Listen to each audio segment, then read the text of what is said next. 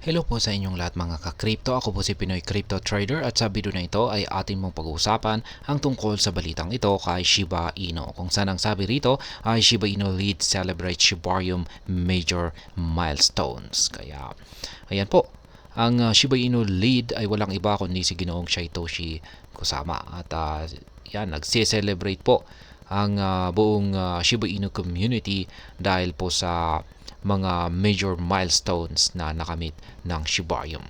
Yan. Sa mga hindi nakakalam ay ang Shibarium ay ang layer 2 blockchain po ng Shiba Inu. Kaya yan po ang ating pag-uusapan sa video na ito. Pero bago po tayo magpatuloy ay nais ko lamang po munang bigyang linaw ang aking disclaimer kung saan ang nilalaman po ng video na ito ay hindi po ito isang financial advice. For education and information purposes lamang po ang layunin nito. Maliban po dito ay nais ko na rin pong magbigay babala na wala pong kahit anumang group chat ang Pinoy Crypto Trader. At ayan, sa ating pagpapatuloy ay ang sabi po rito ay Satoshi Kusama, the enigmatic leader of the Shiba Inu project, celebrates the first anniversary of Shibarium, the cryptocurrency layer 2 blockchain. Kaya ayan, si Ginoong Satoshi Kusama, siya po ang misteryosong leader ng Shiba Inu project. At ayan, nagdiriwang po, sila po ay nagdiriwang ng unang anibersaryo ng Shibarium. At yan po, gaya ng aking sinabi kanina, ayan po ang layer 2 blockchain ng Shiba Inu.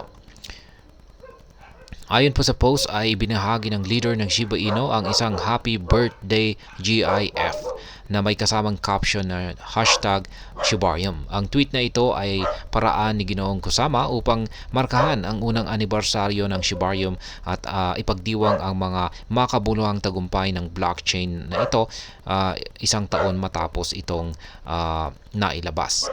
Kaya ayan, nag-tweet si Ginoong Kusama bilang reaksyon sa isang post mula sa official na X handle ng Shibarium na nagdiriwang ng unang anibersaryo ng blockchain. Sinabi ng X handle na ang launching ng Shibarium ay nagbigay buhay sa pangarap ng pseudonymous founder ng Shiba Inu na si Ryoshi. Binanggit din nito na ang Shibarium na ilabas noong August 2023 ay nakumpleto na ang isang taon. Yan, key Shibarium achievements. Ito po yung mga pangunahing tagumpay ng Shibarium.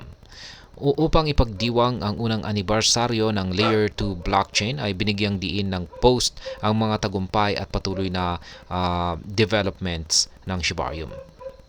At ayon po sa team ay matagumpay na naproseso ng Shibarium ang mahigit 417 milyong transactions na may mahigit 1.8 milyong wallets na na-create sa loob ng isang taon. Bukod dito, mula nang ilunsad ito ay sinuportahan ng Shibarium ang iba't ibang mga activities mula sa smart contracts hanggang sa mga NFT transfers.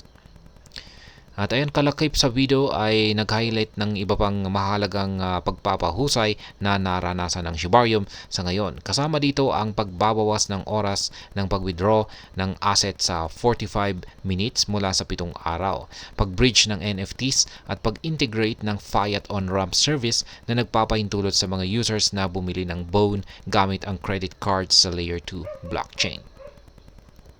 Bukod dito, mula nang ma-launch ito, na kumpleto ng Shibarium ang tatlong pangunahing hard forks. Yan po ang Delhi, Indore at ang Shanghai. Ang bawat isa sa mga upgrade na ito ay malaki ang naitulong sa pagpapahusay ng mga kakayahan ng Shibarium, kabilang ang pagpapalakas ng kabuuang performance ng network at pag-automate ng Shiburns. Yan, other milestones. Yan, ito po yung ibang mga milestone ng Shibarium. Tinanggap din ng Layer 2 blockchain ang mga bagong token sa Shiba Inu ecosystem, kabilang po ang K9 Finance, DAO or K9, Bad Idea AI at Unification. Ang mga tokens na ito ay lumipat sa Shiba Inu blockchain mula sa Ethereum sa pamamagitan po ng Shibarium Bridge.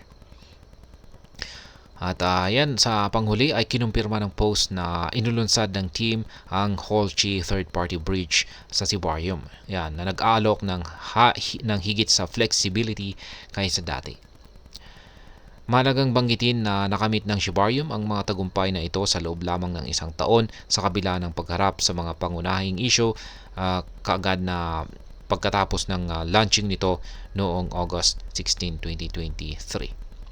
At ayan, ito ay nagdulot ng offline sa network sa loob ng 2 linggo habang ang development team ng Shiba Inu ay walang tigil na nagtrabaho upang i-scale ang network sa pakikipagtulungan sa mga developers ng Polygon.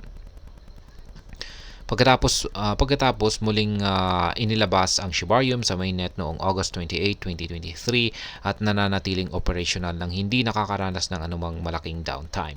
Sa oras ng balita na ito ay naproseso na ng Shibarium ang 418.10 million na transactions, nakagawa ng 6.44 million sa kabuuang blocks at napadali ang paglikha or pag-create ng 1.81 million na mga wallets. Kaya ayan po yung mga kaganapan or developments or mga achievements at milestones ng Shibarium na ibinahagi ni Ginoong Satoshi Kusama sa isa sa kanyang sa kanyang latest na inilabas na tweet sa X handle. Yan, sa X handle ng Shibarium. Yan, official na X handle ng Shibarium. Kaya ayan, hanggang dito na lamang po tayo sa video na ito mga ka-crypto. Sana po ay inyong nagustuhan ang aking paliwanag sa video na ito. Kung inyo po itong nagustuhan, pag-click lamang po ang like button ito. Para naman po sa mga bago lamang dito, kayo po ay aking inaanyayahan para mag-subscribe.